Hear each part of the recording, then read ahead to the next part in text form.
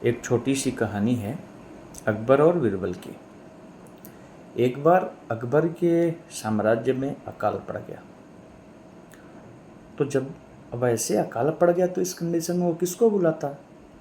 तो उसने बीरबल से को बुलाया और कहा, बीरबल, राज्य में अकाल पड़ गया है, चारों तरफ हाहाकार मचा है, अब राज्य को बाहर कैसे निकाला जाए? तो बीरबल ने अकबर से कहा कि अपने राज्य में एक व्यापारी है, वो इस मुसीबत में हमारी सहायता कर सकता है। तो अकबर ने कहा कि व्यापारी? बोले, हाँ हुजूर, वो व्यापारी हमारी सहायता कर सकता है। तो अकबर ने बीरबल से कहा कि चलो चलते हैं उस व्यापारी के पास। अकबर और बीरबल उस व्यापारी के पास जाते हैं और उस व्यापारी से अकबर कहता है कि अपने राज्य का पूरा हाल बताता है कि राज्य में अकाल पड़ गया है और पूरा राज्य आर्थिक संकट से जूझ रहा है, क्या तुम हमारी सहायता करोगे? तो व्यापारी ने कहा, हाँ करूँगा। तो उसने अकबर को बहुत से सोना चांदी जेवरात पैसा रुपया दिया। उसके धन को देखकर अकबर बड़ा आश्चर्यचकित हुआ। उसने व्यापारी से पूछा, तुमने इतना धन कहाँ से कमाया? व्यापारी बड़ा ईमानदार था। उसने कहा, हुजूर, मैं टैक्स चोरी करने जानता हूँ, तो मैंने टैक्स चोरी किया और इतना धन मेरे पास हो गया। अकबर ने कहा, तुम टैक्स चोरी करते हो? उसका धन तो लिया ही, टैक्स चोरी करने के जुर्म में उसको कैद किया और उसकी ड्यूटी लगा दिया। कहाँ? अपने महल में जहाँ घोड़े बांधे जाते थे, यानी जो अस्तबल होता है, वहाँ क्या करने के लिए? घोड़े का लीज अर्थात गोबर उठाने के लिए। अब वो बेचारा अपना धन भी दिया और उसे सज़ा भी हुई, और सज़ा क्या हुई? घोड़े की लीज उठाने की।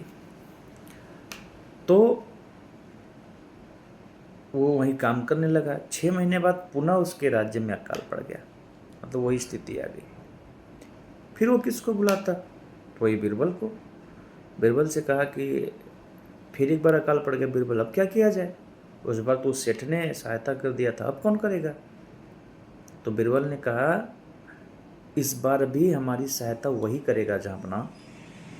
बोले, अब उसके पास क्या बचा है?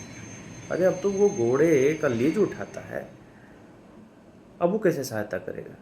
बीरबल ने कहा, हमारी सहायता वही कर सकता है, उसके अलावा कोई नहीं कर सकता। फिर अकबर और बीरबल उसके पास जाते हैं।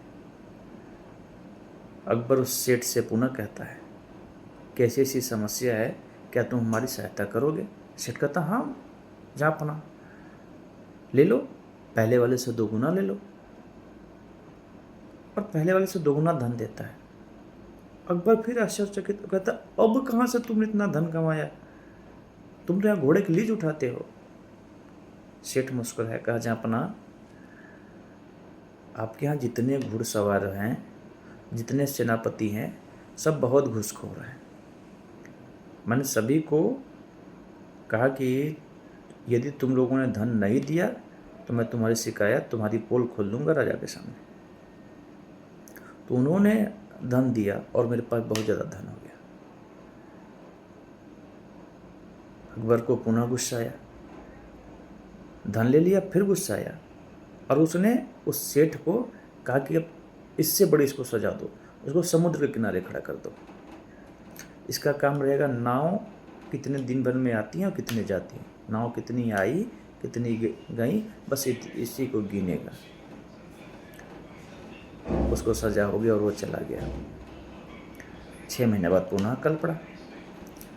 पुनः अकबर ने बीरबल को बुलाया, कहा, अब क्या किया जाए?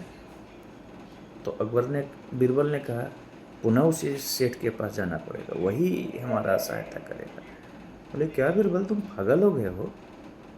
अरे उस समुद्र के किनारे रहता है वो, सिर्फ उसका काम है नाव को गिनना, कितनी आई कितनी गई, वो कहाँ धन पाएगा?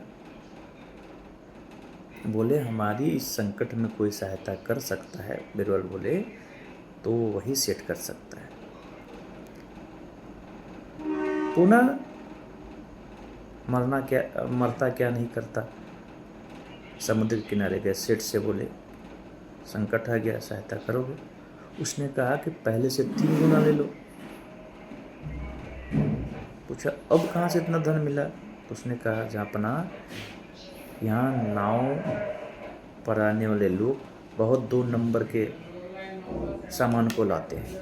मैंने उनसे कहा कि राजा ने हमारी ड्यूटी लगाई है, अगर तुमने सही हिसाब नहीं दिया तो तुम सभी को राजा के सामने तुम्हारी पोल खोल दूंगा। तो उन लोगों ने पैसा दिया, धन दौलत दिया, इसलिए मेरे पास बहुत ज़्यादा आ गया।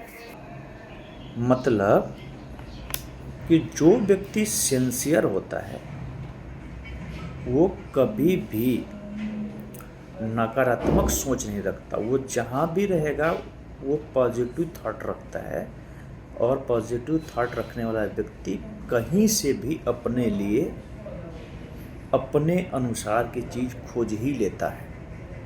आप भी हमेशा सकारात्मक सोचें, सकारात्मक रहें। ईश्वर आपका हमेशा साथ देगा।